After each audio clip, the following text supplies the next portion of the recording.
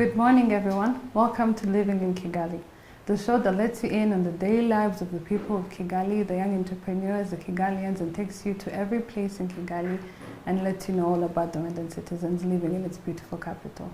My name is Melissa Owase. I'm your host of today, and I'm with two very fine gentlemen. So how can you tell us briefly about the situation of the industry, the creative industry in Rwanda at the moment? As said, I'm Jonathan Sadiq. Yeah. I work with the East African University of Rwanda.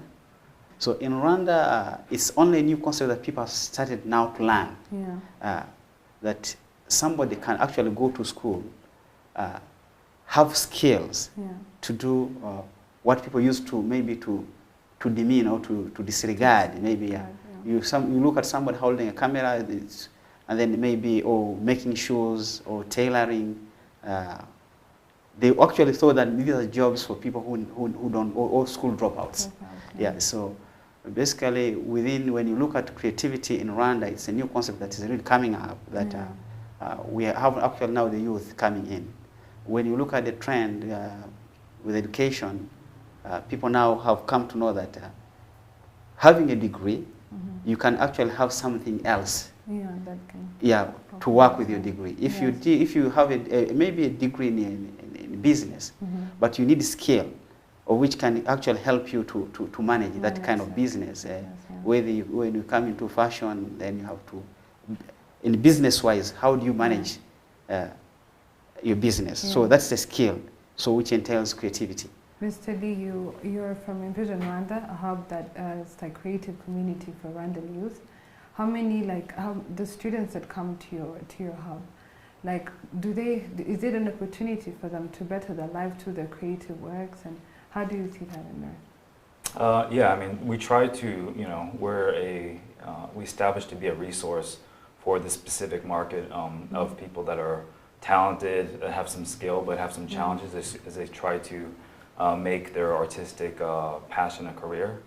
And so, what we try to do is have the resources and the space necessary for them to, one, show off their skill, whether it's like displaying artwork in a gallery or actually creating, whether it's like videos or photos, and also more than that, being part of a community that has different ranges of producers. So we have people that are just maybe graduating high school, that have some skills, and we've got some of like the top producers in the country too. So I mean, with that community, there's a lot of kind of mentorship that happens naturally. But yeah, I mean, we're trying to just try to revolutionize the industry a bit by, one, creating the spaces for these talented young people to be inspired by one another, and also gain from the knowledge of other producers in the industry. So it's kind of a system that we've kind of tried to create, which allows people to interact even across different artistic disciplines. So it doesn't have to, just because you're a photographer doesn't mean that you can't collaborate on a project with either like a musician or someone that's like a painter or something. There's a lot of cross collaboration that happens. And from that from that system, a lot of amazing things have come out from it, and a lot of people come up with interesting ideas, because we're kind of like a hub for different creative people to basically make interesting things. This gentleman are both from the creative industry. We'll come right back to you after the commercial break and talk about more of the opportunities and challenges that they face in the creative industry.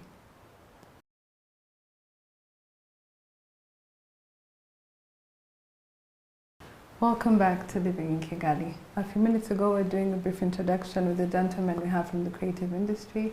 Now, going forward, we would like to know a few of the challenges that you face in the creative industry that happen to either the students that you teach or the usual young entrepreneurs that live in Kigali. As you say, there are a lot of challenges within the creative industry when we look at mostly the film and then industrial art, that always take innovations. When you look in Rwanda, we have challenges across from institutions to students, and then the perspective of the community on this. Another challenge is that, being that now there is Invasion Rwanda, we don't have hubs. As Lee was saying, When you have students out of university, they will have skills, but then most of them don't know how can I, yes, where can I put my skills to? How can I use them? So you find you have a student in industrial art who doesn't know that he can co-work with somebody in the filmmaking.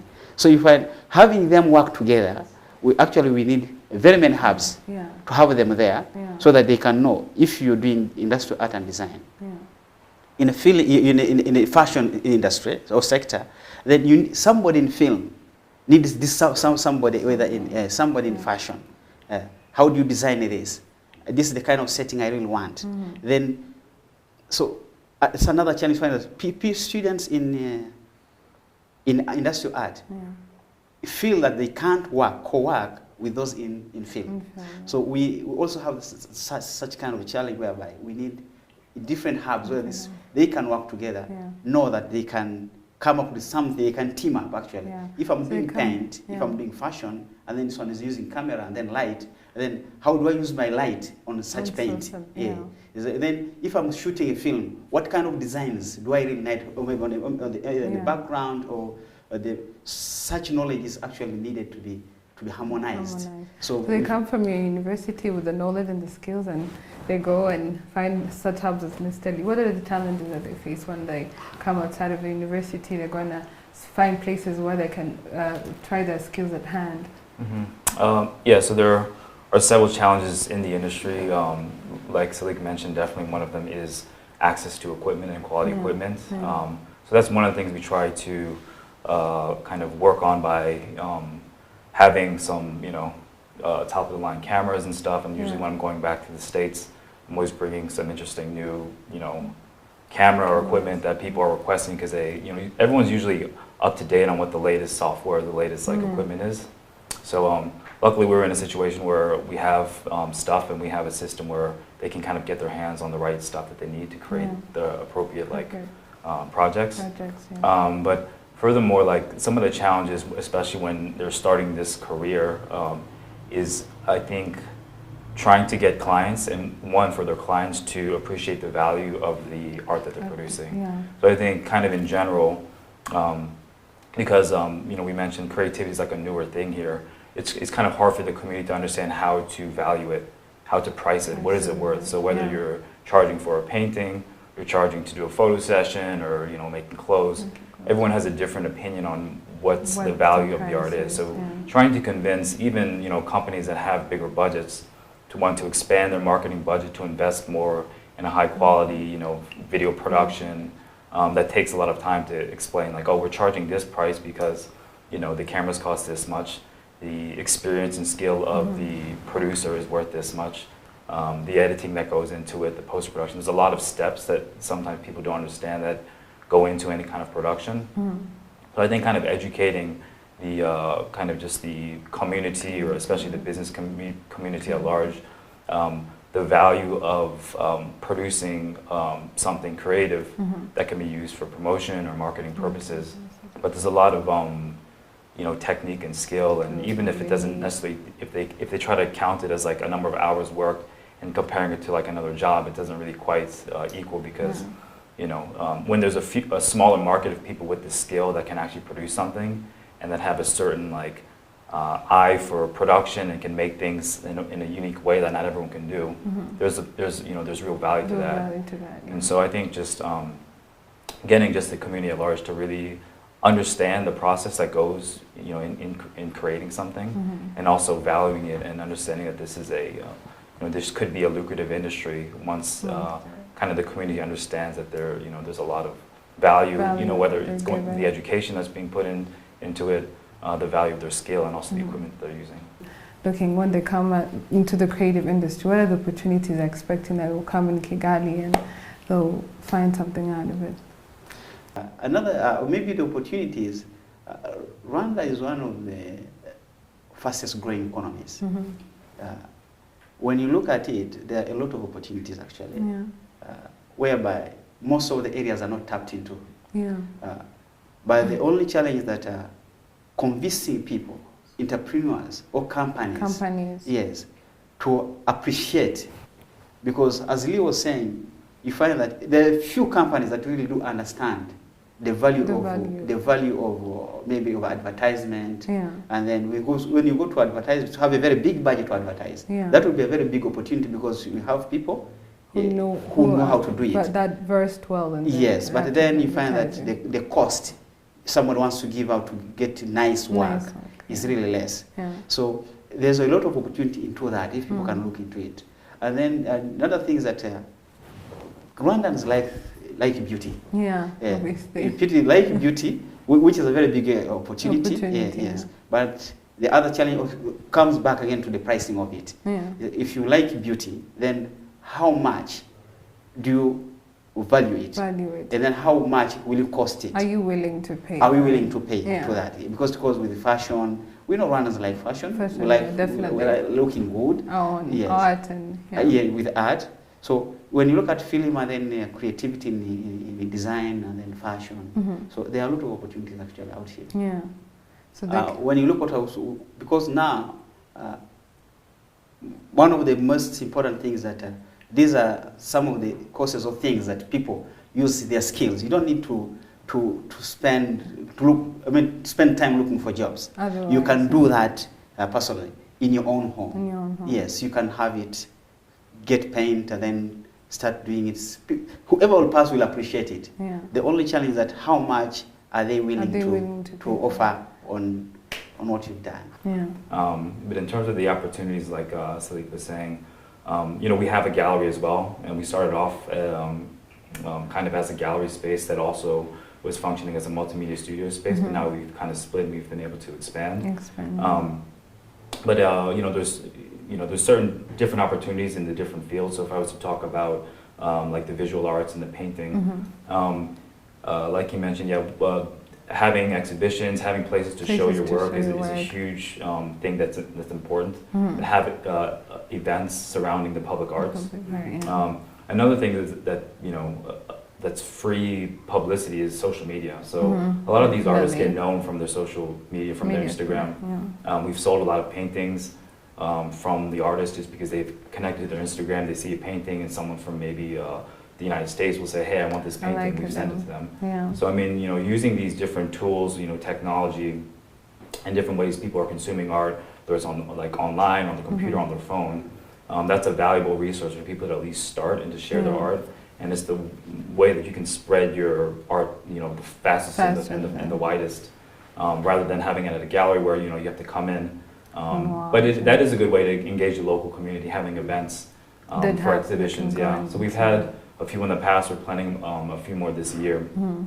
So getting people to come to events and engage with the artists and really understand the process. So it's not because it's different when you're in person looking at a piece of art, but rather than just kind of scrolling through your phone. And you just look at it. So we're trying to find different ways just to showcase the artwork. And also find different ways that people can appreciate and value it, whether that means selling it, whether it means charging admission for certain events. We're still working on these things to figure out how the community at large will value the arts in general, which could be Do you have a scouting program, you go and look for artists in different places, paintings, filmmakers? Not really. I mean, all the artists find us because they've heard through friends of friends. They've the creative community is kind of all interconnected, and they're very active on social media, and also just it's a really kind of intertwined community. So even after a few months after operating, people are already starting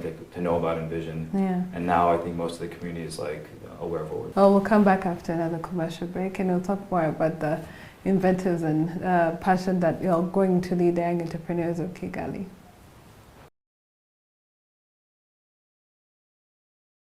Welcome back. I hope all of you are sitting very close to your television because we're having a very interesting conversation about the creative industry, especially the young youth out there who have very beautiful passions and want to expand more of them. As we have seen before with these gentlemen who have quite an experience in the creative industry. So we have seen that there are very many opportunities and challenges. What do you think we should change about either the way people perceive the creative industry in Rwanda, or the little ideas that they have and how to expand on them, depending on what you've already seen so far? What can be the kind of suggestions of how people can continue either growing into the creative industry or learning more from it? Creative industry is fun. It's fun. We've gone into it. It's like you can't think of doing anything else. Because to me, when you look at art, I consider people who do art as second to God. It's like because you create something from nowhere. Nowhere. Yes, and then everybody will have to appreciate it as long as you put your touch on it. So my thinking is that people actually need to know, and I do believe that if people, and mostly students, if they happen to know about creativity and art, these liberal or social sciences subjects, people will run out from them. Yes, because art or visual is fun. It's fun when you do it. You like it, and then because it's something that you do, and then just put there, and then you also appreciate it. Say, yeah, okay, this from my brains.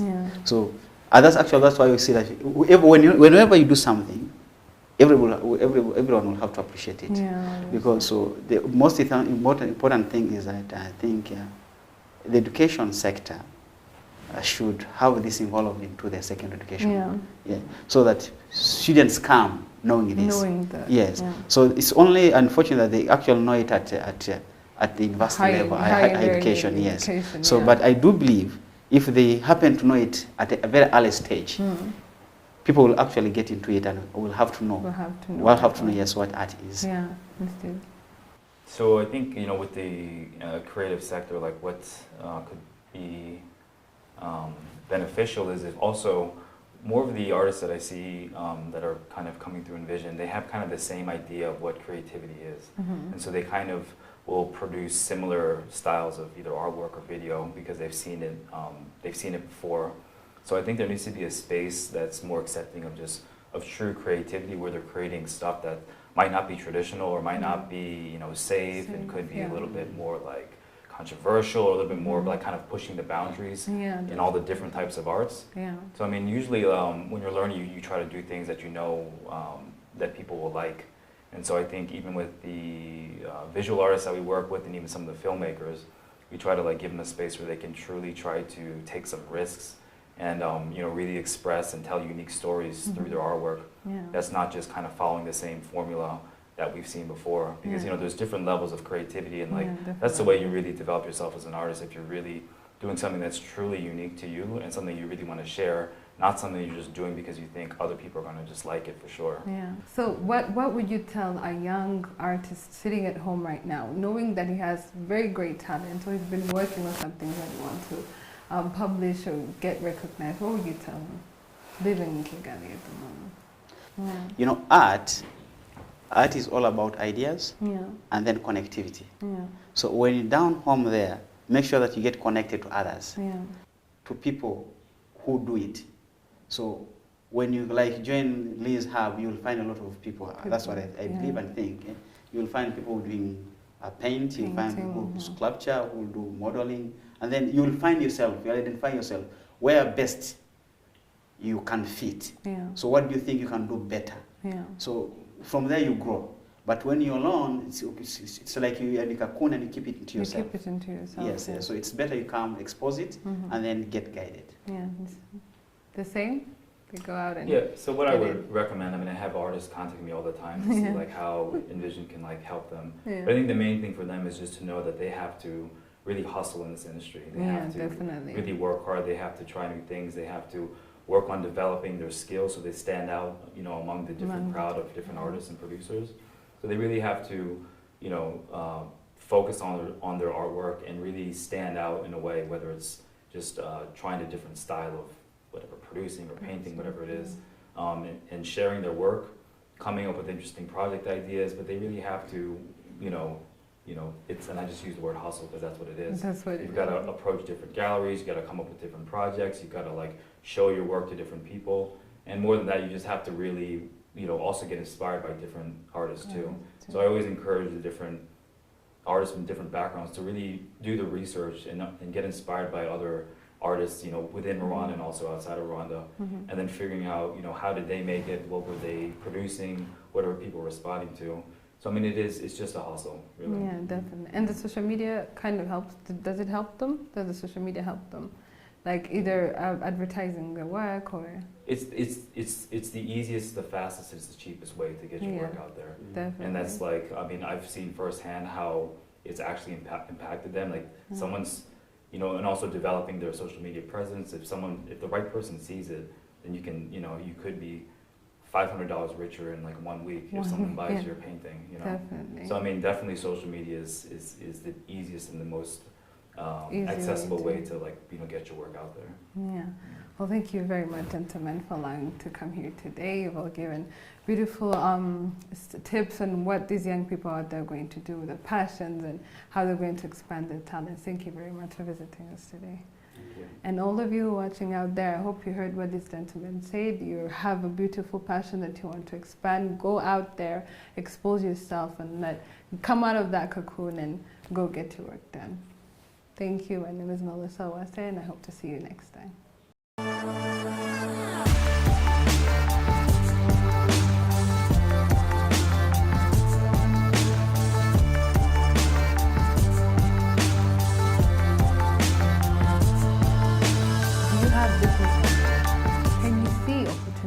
Tackle challenge.